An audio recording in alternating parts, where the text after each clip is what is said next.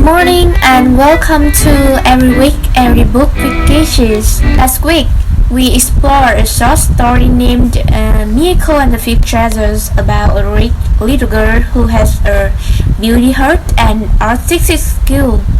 So in this week we will have a thoroughly new and engrossing experience in the allegorical novel named Lord of the Flies by William Golding. And to comprehend this book better, today we will prepare something very special. We will be having a guest who is notable reviewer to discuss with us, and she has created a post to recommend Lord of the Flies on her Instagram. So please welcome Linh. Thank you for inviting me and good morning everyone. Okay, firstly, let's look at the background knowledge of the author and his novel. William was born in 19 September 1991 and died on June 1993 in St. Columb, Cornwall, England. As a child, he was bullied and was known to have tendency to hurt other children, which exerted great impact on his writing style later on. Seemingly, he lost faith in humanity. William could describe his childhood self as a friend, even going so far as to say, "I enjoy hurting people." In 17 September 1954, he published his main work, Lord of the Flies, in the UK. In 1983, he was the winner of the Nobel Prize in Literature. I must say that William is among the most prevalent and influential British authors to have emerged in the second half of the 20th century, right?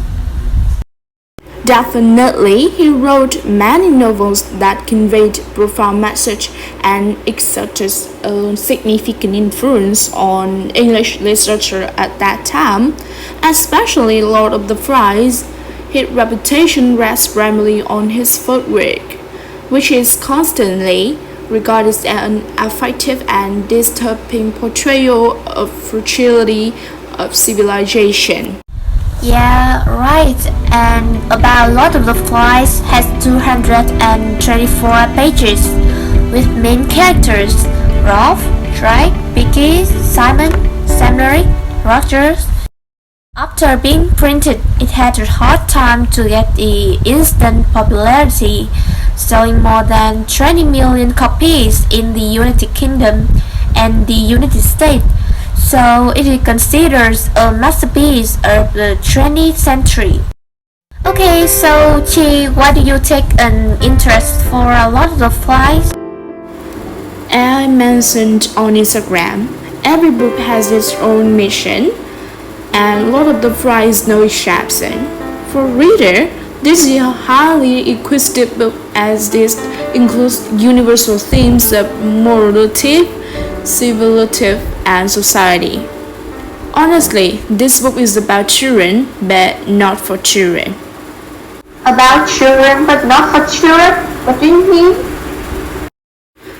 Because in this book, children do not nourish innocent hearts or soul. They develop to their natural instinct, which happen to be more evil or something cruel than good. But some critics claim that it's unworthy or time-consuming digesting this book. What do you think? From my perspective, that's not true.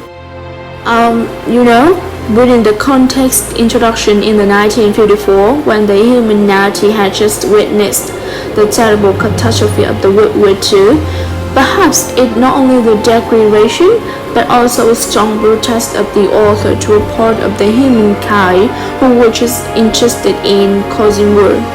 Golding gradually realized that, though involved in or without war, still had the bad side hidden inside.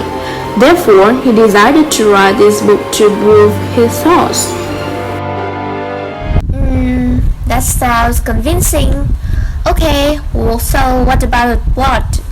The book is about British children who, due to the nuclear war, were left on a desert island. The beginning is the whole process of creating disciplines with a little reason and chows. It sounds like everything will be okay, but not at all, because this is a bunch of kids, so the disciplines are like tied to them. If feeling bored, they will not care them anymore. Moreover, after a period of time, the children lost their hope of being rescued from the desert island. They accepted to live as savage and attack those who didn't share the same social ideas. At the end of the book is the image of the old leader saved by a dove after a lion death chase on a burning island. Many people think this is a happy ending, but as the author has mentioned, the story does not stop, because when being saved, what the juvenile have to face out is the brutal world war. Yeah, in my mind, I really like Rob's side because he's less annoying than Drake. And I feel like Drake has been a show off since the beginning of the book. But Raph wants to look at his team and help each other out. So what about you, Chi? About me? Well, I like Biggie because I wait for the smart ones. Well, he's not smart, but definitely smarter than all the other boys. So after digesting this book, which lessons you can attend from it? At first, when I saw the story, I thought it just was like an amazing adventure for the kids.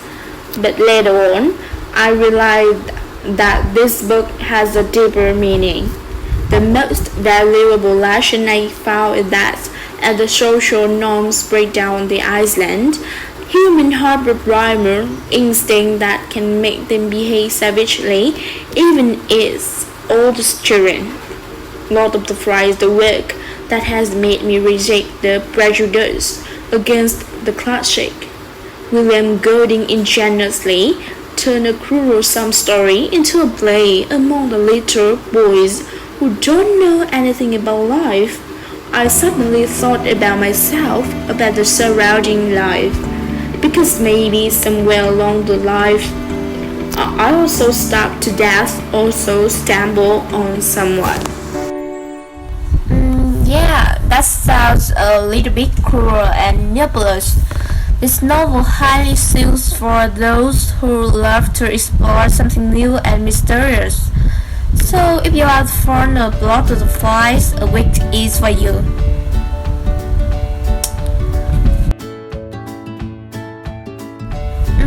We have learned a great deal from you today. Well, it's time to grab up your soul.